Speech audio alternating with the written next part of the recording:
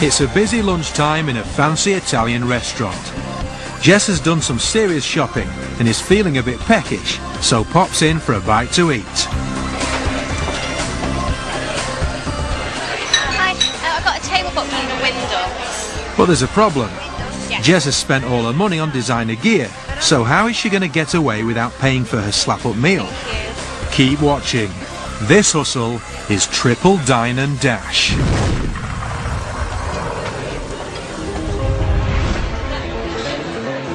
Jess puts her shopping bags down, makes herself comfortable and orders one of the most expensive bottles of wine on the menu. A bottle of the Greco.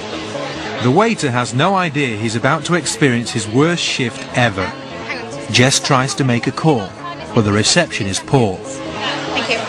Sorry, can I have the mushrooms, please? Stuffed mushrooms, yeah, thank you. Hang on, I'm going outside.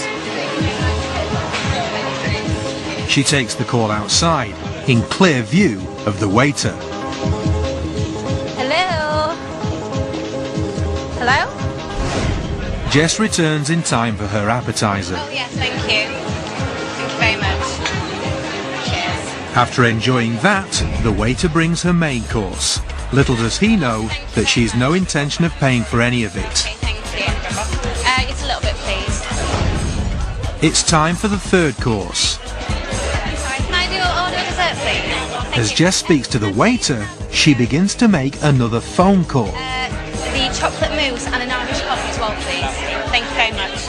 Again, she takes it outside. I've just ordered a dessert. I'm just going to go outside. I'm going to be here for about another 10 minutes. The waiter brings the dessert to an empty table, but seeing the expensive shopping bags still there, he's happy Jess will return. 15 minutes have passed. The dessert is left untouched and the waiter is starting to get anxious. He checks outside to see if she's still there, but our hustler is long gone. She's done a runner, having enjoyed a nice meal and a bottle of wine without paying for a thing. But luckily for the waiter, she's forgotten her expensive shopping bags, so he shouldn't be out of pocket. However, Jess isn't the only hustler enjoying the excellent food. While Jess tucked into her main course, Alex arrived. Hi there, I've got a table booked, Mrs. Steele. They sit at separate tables and never communicate, but in fact, they're working as a team. The steak, medium rare. Chocolate mousse. As Alex enjoys his meal, across the restaurant, Jess is putting her part of the scam into action. Hang on. I've just ordered a dessert. I'm just going to go outside. I'm going to be here for about another 10 minutes. That was Dine and Dash 1. As the waiter begins to worry that Jess has done a runner, Alex uses the confusion to make his move. Not wanting to appear ungrateful, he leaves a handful of small change as a tip and brazenly walks out of the door. Thank you very much, that was excellent. In the confusion about Jess, nobody has noticed he hasn't paid his bill. This is Dine and Dash 2. But there was also a third hustler in the restaurant. Just after Alex, Paul arrived. Hi there, got a table booked for Mosley. And he also enjoyed a slap-up meal sat at the very next table. When Jess leaves, quickly followed by Alex, Thank you very much, that was excellent. Bye-bye. it's time for Paul to put his scam into action. Can I speak to you for a second? He approaches the waiter and shows him some ID. We've got a guy who was arrested who was sitting here about half an hour ago. He's posing as an undercover He cop. did pay. He's with a girl.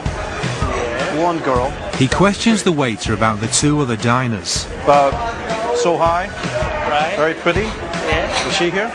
Actually, she wasn't here actually. She was it over there. This guy here was like a Greek-looking gentleman, Right. about 6'1", Yeah. slim, Yeah. wearing like a farmer's jacket.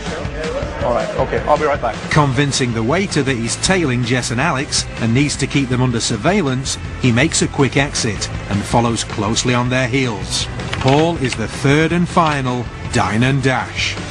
The waiter has now lost money from 3 tables, but at least he's still got Jess's designer shopping, which should make up the difference.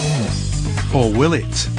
Earlier in the day, Jess weighed the bags down with bottles of tap water and bulked them out with worthless newspaper. This is essentially 3 cons in one, because what we've done is taken 3 different ways to walk out of a restaurant, put them together to see if it would fool the restaurant. Now they did, because each one is very clever, but they're also quite subtle. Jess walks in and she leaves bags, so they believe that she's going to come back. Alex leaves a tip on top of the check and walks out, so the staff just assume that he's already paid and that's the money for them. I, on the other hand, use the principles of social compliance. In this case, I pretend to be a police officer, though I could pretend to be anything that would give me a good reason to get out of the restaurant. I'm chasing the 2 people that just left without paying. But of course, I don't pay either. The waiter finally checks out the bags of expensive shopping that Jess has left behind. So here we go, newspaper, all empty, bottle of empty water, all empty. So we have a really good, lovely customer. Lovely day, but bad day to work.